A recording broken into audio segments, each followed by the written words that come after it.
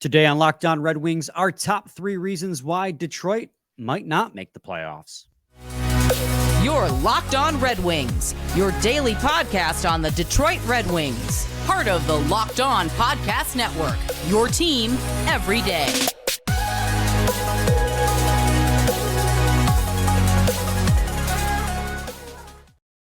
Welcome back to the Locked On Red Wings podcast. We are your hosts, Brian Fisher and Scotty Bentley. I'm a podcast producer for the daily JAWWJ News Radio podcast, while Scotty's the host over at Locked On Tigers, as well as a freelance journalist for the Detroit News. And today's episode is brought to you by Jase Medical. Empower yourself when you purchase a Jase case, providing you with a personal supply of antibiotics to treat over 50 plus infections. Get yours today at jasemedical.com. That's JASE medical.com. On today's episode, Scotty, you and I are going to kind of do a follow-up on yesterday's episode in which we gave you, the listener, our top 3 reasons why the Red Wings might make the playoffs. That was top 3 reasons for Scotty and top 3 reasons for myself. So it was actually anywhere between 3 and 6, depending on if there were any overlap. But, we did top 3 because that just sounds better. We're gonna do the same thing again today, but this time, I guess you could say it's the more skeptical episode. The top 3 reasons why Detroit may miss the playoffs. Any shortcomings this team may have, roadblocks, whatever you may call it. So it's going to be a less fun episode, pointing out this team's potential flaws and roadblocks, but I think it's only fair that we do this as well, considering we did one yesterday that they might make the playoffs. Scotty, where do you want to begin? Do you want to lead off this episode? We'll kind of just do the same format we did yesterday. Sure, I'm chill with that. I think, part of me, when I was brainstorming how I wanted to attack this, part of me just found myself kind of being like, well, like if the 3 I said yesterday don't happen, but I feel like that's not 100% true either. Like I feel like there is, routes to where the things that could happen yesterday could still happen and the Wings could still miss the playoffs, or they don't happen and the Wings could still have a really good year, at least, make the March and April competitive. Like I do think that we had a pretty good list on yesterday's show, and I wanted to really like veer away from just doing like, oh, well, if Raymond and DeBrincat like stink, like that's, like that's kind of just like the opposite of what we said yesterday.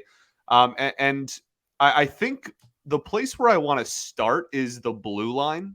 Oh, The last 2 years, there's been so much turnover on this blue line. This season will be my second full season my second full season with Locked On Wings, but my 3rd season in total, right? Like I joined, it was the weird COVID year and whatnot when I first got on here with Nolan. And like the amount of turnover on this blue line in just my tenure here is absurd. Like it's insanity, like it's a constant, just the bottom falls out and they replace it with other players. And then those players rise up. Like there's almost like none of the same people, even from 12 months ago outside of Sider. Nonetheless, you start looking at like 2 seasons ago. So like, I think that the blue line is a very, very interesting place to start with so many new faces and so many people who are not long-term Wings yet.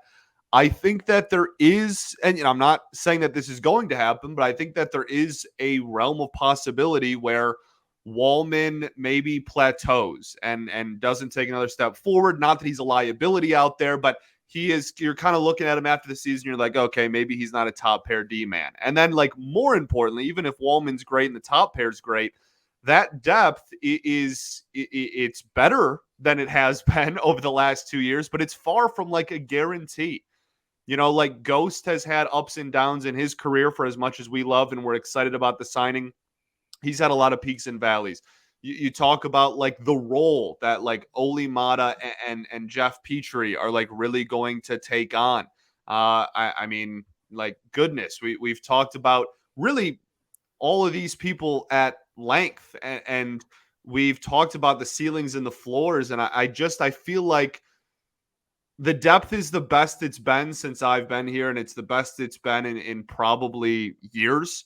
But that doesn't mean that the top end production is necessarily guaranteed. And I feel like there is a realm of possibility where you don't like putting your third pair out there, right? Like, I don't think that that's a ridiculous thing that could happen where the third pair is just like, oh my goodness, we're paying between these two guys, like whoever it ends up being down there, like $10 million.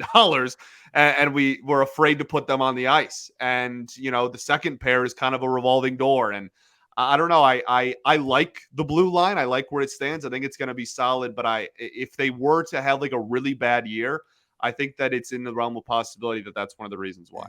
Yeah, this is one that I also had as well, Scotty. This is the first time we've actually completely overlapped on one in these two episodes. And it kind of in a similar vein as you. We talk a lot about how the defense has, without a doubt, better, at least on paper, than it was last year.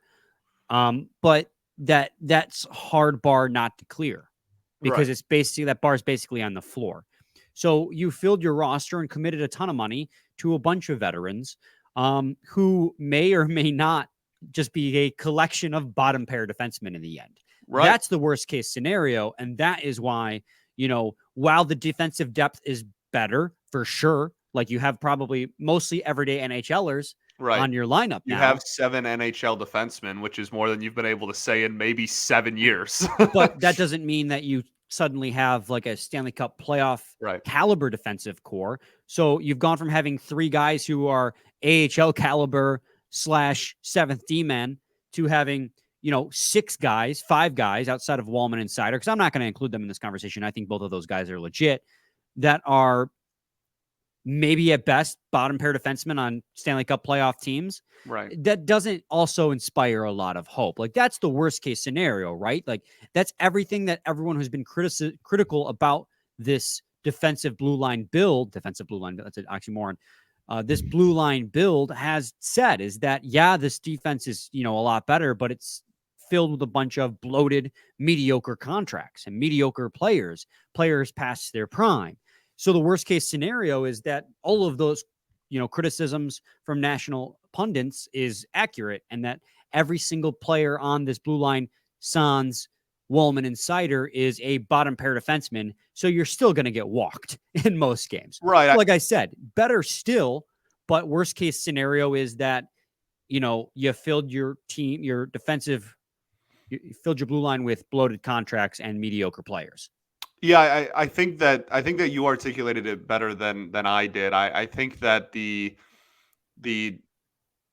you can get better and you can be objectively better than you were and still be nowhere close to a playoff caliber blue line. And I think that is something that is again, not something that I'm banking on or that I think is going to happen, but it's certainly not out of the realm of possibility for sure. Yeah, I mean, you look at it and everyone, Justin Hall, that was a contract red flag for a lot of people out there. You gave him a lot of money for a lot of 3 years, and he was a pariah in Toronto. He had a god-awful playoffs, and you can't deny that. I will defend that contract. I'm sorry, let me rephrase. I won't defend the contract. I still think it's like Ben Sherrod. I think it's too much money for too many years.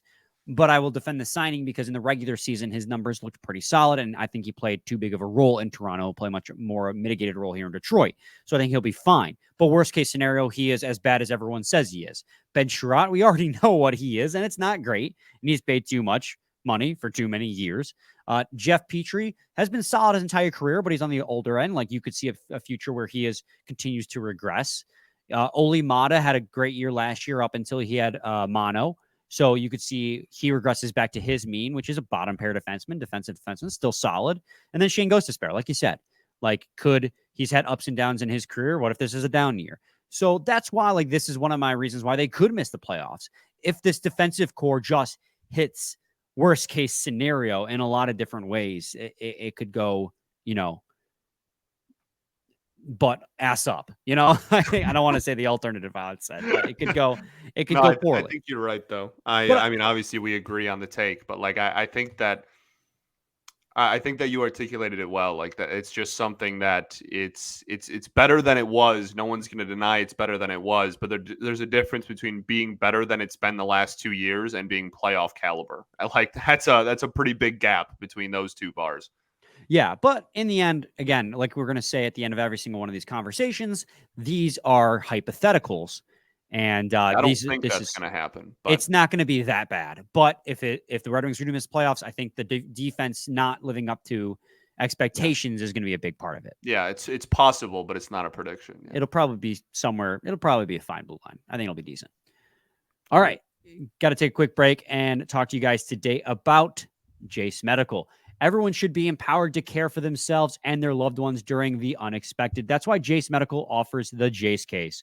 The Jase case provides 5 antibiotics for emergency use and gives you peace of mind so that you are not just hoping that you have access to medication in an emergency.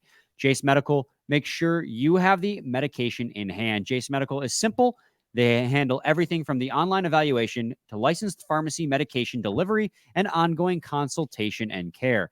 Don't get caught unprepared. Save more than $360 by getting these life-saving antibiotics with Jase Medical, plus an additional $20 off by using code LOCKEDON at checkout on jasemedical.com. That's JASE medical.com. Promo code LOCKEDON. Segment 2, Locked On Red Wings podcast. Scotty and I are talking about the top 3 reasons why the Red Wings, that is, might miss the playoffs in this upcoming season. We both ended up having the same first reason, which is if the defense doesn't live up to expectations or the defense just craps the bed. Scotty, I guess I'll lead off here in segment 2 with another reason. And this one is going to be kind of something that you mentioned as a kind of a flip on what you mentioned yesterday, goaltending. If this team, and they kind of are married together too, when you think about it. You know, if the defense is bad, it's going to put a lot more pressure on the goaltending. And the goaltending last year did not inspire a lot of hope. Red Wings haven't had a goaltender I could have faith in since Jonathan Bernier, which is saying something that Bernier was a goalie that, you know, I had faith in. Because he's not like, he was solid in his tenure here with Detroit, but he wasn't like a solid starting goalie. Think about the fact that we haven't had a consistent starting goalie since Jimmy Howard. And people were already down on Jimmy Howard, especially at the end of his tenure, because I know he was injured plenty at the end of his tenure, which affected his play. But, you know, across his career, he was a really consistent goaltender, and I will defend him until my dying breath. But that's a tangent. That's a different topic for a different day. Ville Husso had a bad year last year. He was a goaltender that the Red Wings took from St. Louis. Yeah, second half of the last year. Ended up with bad numbers at the end of the season. And he was a goalie the Red Wings were hoping was not a product of the situation he was in St. Louis, which kind of looked like in the second half of last year that might be the case. Although, again, you know, he hadn't had ever a full year as a starting goalie. He had a lot of pressure on him because he had no guys behind him. Then he played through injury, yada, yada, yada. He ended the year poorly. They go out. They signed James Reimer, who had a god-awful year with a very bad San Jose Sharks. But as we have mentioned, and we mentioned yesterday on reasons why this team could be better, career numbers-wise, he has been a very good goalie. Alex Lyon had a solid 14 starts with the Florida Panthers before absolutely just being god-awful in the playoffs. Sergei Bobrovsky saved their postseason. And so when you're looking at this goaltending core, well, they very well may be a reason why this Red Wings team makes the playoffs. If they can, we talk about floors and ceilings, right? I mentioned it on yesterday's episode. Goaltending is one of those things, one of those areas where their ceiling can be up here and be really good, but their floor is down here. It could go anywhere in between. The really true good goaltending groups, goaltending cores, are where you know that floor and ceiling are like really close together because you know exactly what you're going to get. Look at Boston, for instance. You know what?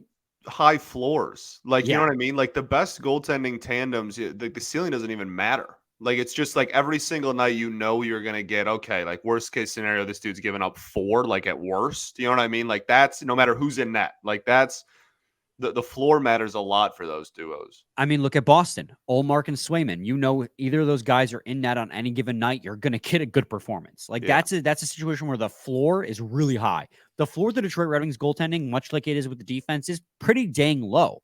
I mean, if James Reimer cannot bounce back to what his career numbers are, if age is truly showing, and that's a big reason why his numbers were so bad last year, then it's going to go a lot on Ville Husso again. And Ville Husso, he could still, take that step forward and prove that last year was just a workload issue and an injury issue. He could put together a good season, but without the track record of having seen that, and knowing that for sure, I can't say with confidence that's going to be the case.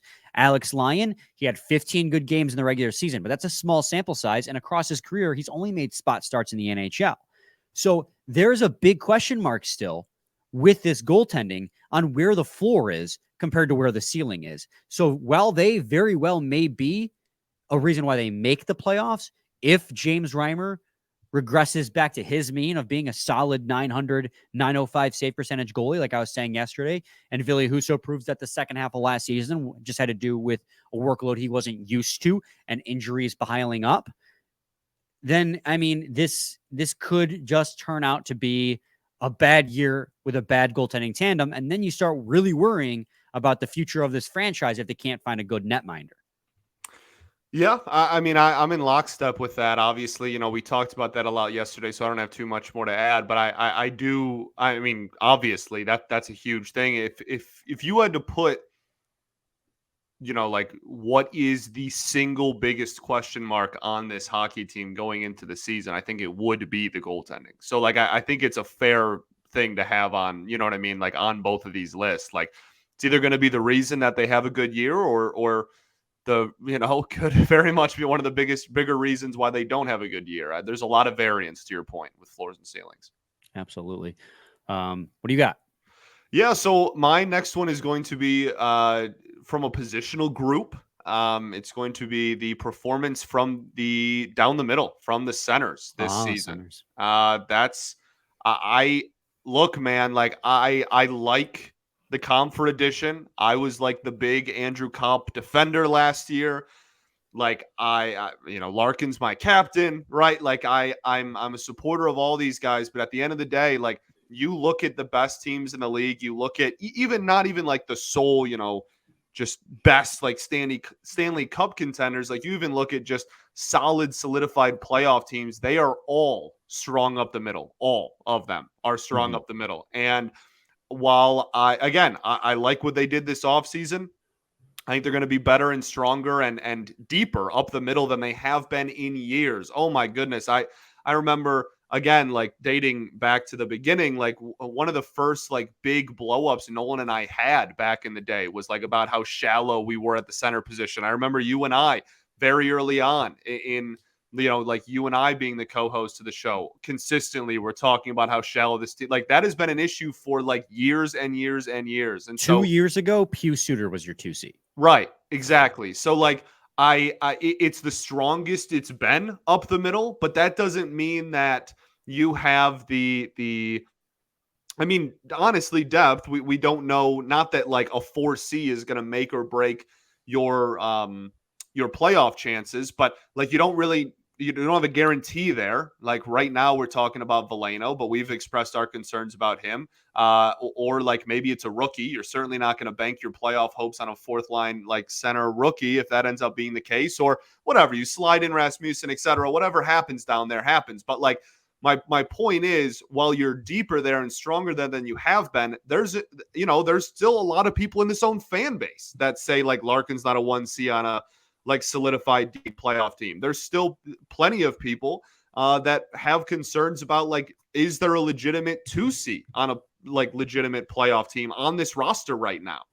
Right? Like there's an argument that on a really, really good team that Comfort and Kopp are either wingers or are like third and fourth line centers and not like a solidified 2. Like there are still concerns about how strong you are up the middle. And I think that there is a possibility that if we don't take that big step forward and at the end of the year we're wondering why, that could be one of the reasons. Yeah, I mean, that's a very fair one, and I don't have that one, and I kind of wish I did. That's a great one because you're right.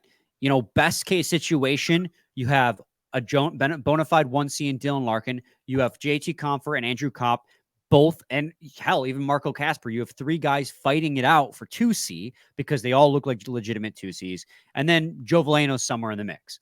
Like, that's the best case scenario. But the worst case scenario is that, exactly like you said, I mean, Larkin's 1C regardless. I think even a worst case scenario, Larkin's 1C. Right. I think he's Correct. earned that. I'm not worried about him. But you're right. It could be looking at a situation where Kopp and Comfer prove that they should be wingers instead, or are at best 3Cs. And then Veleno looks like he's not NHL level talent, and Casper's not ready for the NHL. And so then you're shrugging your shoulders going, well, now we have to just have a carousel of centers because we have no one who can really perform the task. That's the worst case scenario. And that is very good reason why this team could miss the playoffs if our centers don't look like centers. Right. Yeah, But, man.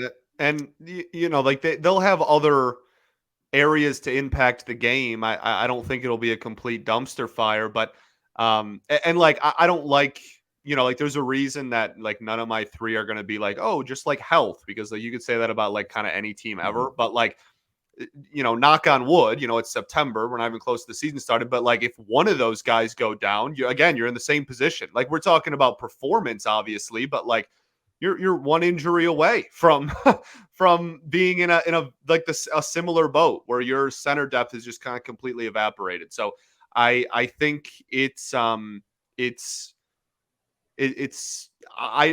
don't think that it's going to be a complete dumpster fire, but like I don't think it's out of the realm of possibility, and I don't think that it's like a very far-fetched idea either. yeah, again, like I said at the end of segment 1, and I'm saying it again here at end of segment 2, these are all hypotheticals, worst case scenarios as to why the Detroit Red Wings could miss the playoffs. Not predictions. Truth is, it'll probably be somewhere in the middle between best case and worst case scenario. But if they do miss the playoffs, these could be major factors. Why? Because there are still question marks on this team. And we won't know for sure until the season starts. When we come back on segment 3, we're going to give you our final reasons why we think the Detroit Red Wings, if they miss the playoffs, these might be the reasons why. So stay tuned to Locked On Red Wings. Segment 3, Locked On Red Wings podcast. Scotty, it's all right with you. I want to go last here because I think my final reason why, if the Red Wings miss the playoffs, this will be probably the most realistic reason as to why. So I'm going to let you go first here. I want to save mine for last. Sure. Yeah, of course, man. Okay. So my next one is not as specific of a positional group as like my last one where I just said the center position, but I am going to kind of group some people together. I'm just going to go with strictly the production from your top 6 as a whole. Like on yesterday's show, you know, we talked about how one of the reasons why this team will make the playoffs is because of depth scoring. And I think that everybody, I'm going to say objectively, if there's someone that disagrees with it, I'd be pretty surprised. But like, I feel very strongly that pretty much we're all in the same boat, that the depth got a lot better, right? They went out in free agency. They raised the floor of the 3rd and 4th liners. And that's awesome. And that's something that every good competitive team is. There's depth. And I think they improved their depth scoring, right? But I think that to be a legitimate playoff team and a legitimate contender, depth is a necessity, but that top end talent is just as much of a necessity. You don't see too many teams that, even the teams that are extremely deep, and we talk about, you know, like the Vegases and like Carolina and like these teams that are like super deep and like, oh, that's why they're so good. Like, they still have incredible like top end production from their top 6 and from their best players there. You know, if you just want to single out the top line as well, like, so, you know, I don't just want to do like, oh, it's all on DeBrincat and Raymond's shoulders, but like the entire top 6, it doesn't matter if you're raising the goal production at all 6 bottom 6 positions. If you add, you know, 3 to 5 goals from like all 6 of those, that's great. And that's awesome. You're adding, you know, a very, very solid amount of goals onto your season total, but you're going to need that top end, the dudes that are on the ice the most and that you're paying the most and that you're leaning on the most need to produce. So I think that the depth is awesome. It's something that we asked for and it's something that we got, and we're going to keep celebrating it and praising it. But you need the top end production to be a legitimate solidified team. And so I think for me, not even singling out one individual player, you need to raise the goal scoring and the goal production from your top six, which last year was a huge problem. Yeah, I mean, it needs to lead the charge, right? Like, these are the guys who are getting the most ice time, so it makes sense that they have to score the most goals. Right. And it was a big issue last year. As a whole, like you mentioned, we're very pleased with the additions that Steve Yzerman has made to this entire roster. I mean, I think once a segment now, I've mentioned the floors and the ceilings. Right. But as a whole, he's raised the floor of this Detroit Red Wings team by adding to this depth the way he has. He's upgraded every positional group and every single line up and down this roster from last season. But like, to your credit, Scotty, if that top six forward core doesn't produce more goals than it did last year, then they're not going to go anywhere, because while we will get more goals out of our bottom six, and I firmly believe that because the bottom six is way better, that top six has to, double. That might be a hyperbole. I don't actually know. But it's like double what the goal scoring is going to be in the bottom six if this team has a hope of making the playoffs. Well, just think of the additions. That it's almost a completely new bottom six. That's probably a little bit of exaggeration, but like they got a lot of new names, right? Who's left? You got Fabry, Veleno, Rasmussen.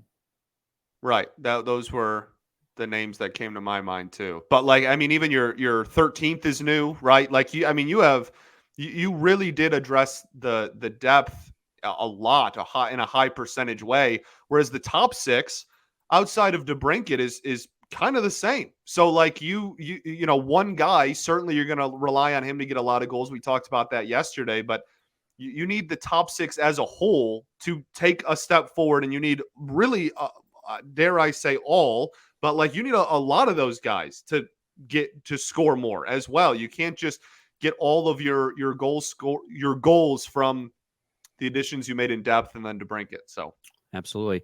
Scotty, let's move on to my final reason why I think let me start that over. Yep, nailed it. Let me get to my final reason why, if the Detroit Red Wings miss the playoffs, it will be because this Atlantic Division is stacked. It's a good one. I almost had that for yesterday, actually. It was almost one of mine was like, but I didn't want to. I feel like that was a negative twist for yesterday. If I was like, oh, it doesn't matter how good we do, one of the four needs to fall, right? Like, so I didn't end up doing it for yesterday, but I think it's totally fair and honestly fits better for today. Yeah, I mean, the Red Wings, and we've talked about possible flaws and roadblocks this team might have if things don't work out as intended. But one thing that is probably more surefire than any other thing in this conversation we've had is how good this Atlantic Division is. Sure, Boston with the loss of Krejci and Bergeron may fall, but they still have the best goaltending tandem in the league. They still have Pasternak and Marchand. They still have, the guys in the back end that make them so lethal. Toronto Maple Leafs, I don't think got any worse this offseason. They added a bunch of grit. We'll see how that plays out and mixed with the finesse that they have on their roster. Tampa Bay, another year older, but still very much Tampa Bay. Braden Point hit 100 points this last year. So, he's stepping up as the team gets older and taking over the production element. The Florida Panthers made the playoffs by 1 point and then made it to the Stanley Cup final. I think that they're probably a threat to finish in the divisional race. The Buffalo Sabres missed the playoffs by 1 point last year after exploding with, I think, the third most goal scoring in the league, leveled out by the fact that they gave up, I think, the third worst goals against in the league. They had no defense and no goaltending, but they're very real young threat. And the Ottawa Senators, you're lockstep with them as well in terms of taking a step forward in your rebuild. Yeah, they lost to Brinkett, but they replaced him with Tarasenko. Stutzla's, a real thing. Josh Norris is good. Jake Sanderson is good. Claude Giroux is the ever consistent. Brady Tkachuk's really good. Like their big question mark as well is their goaltending isn't very good either. So this division is 7 teams deep.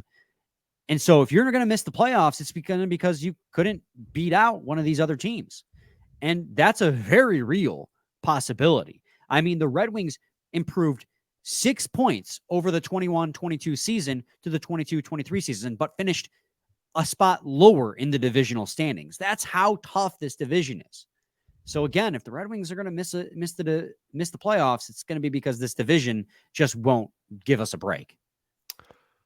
I agree. I don't even really have too much to add. I think that's just kind of an over-looming thing surrounding the Wings going forward. Like even beyond this year is just going to be, like how much, like they're going to have to break through. Like that's, you know what I mean? Like there's not going to be some like, oh, we trip and fall our way into the postseason. Like that's not happening. Like they are going to have to with authority break through into the top half of this division and replace one of those teams going forward, like solidify themselves as one of those teams going forward, one of those top 4 teams. And I really don't have a rebuttal to it. That's certainly I don't know if concern's the right word, because we can only control what we can control, like right, like nothing we can really do about it. If they're all winning a bunch of games, you can beat them in head to head. It's about as much as you can do. So it's one of those things where you're going to have to firmly break through. And I don't want to say like, oh, you better hope that someone falls. Like I don't really want to subscribe to that mindset. Like, oh, the Wings can only be good if one of those 4 teams is bad. But you best win a lot of games if you want to sneak in there without one of those teams falling off. I mean, we talked a lot about your worst case scenarios with these other options as to why they might miss, but I don't even think it has to be a worst case scenario. Like it's just reality that this division is tough. Yeah. Like you could go 500 in this division alone and still miss the playoffs just because everyone else is going to go 500 or better and, win a bunch of other games. Red Wings had an above 500 record against the Western Conference last year. It was the Eastern Conference in their own division that threw them fits. And that's because the division is stacked. I mean, the Boston Bruins aren't going to get 135 points again and have an 823 points percentage, but it's going to be interesting to watch. It's going to be interesting to watch. All right, Scotty, do you have any final thoughts? We ball. We do ball. Happy game day, by the way.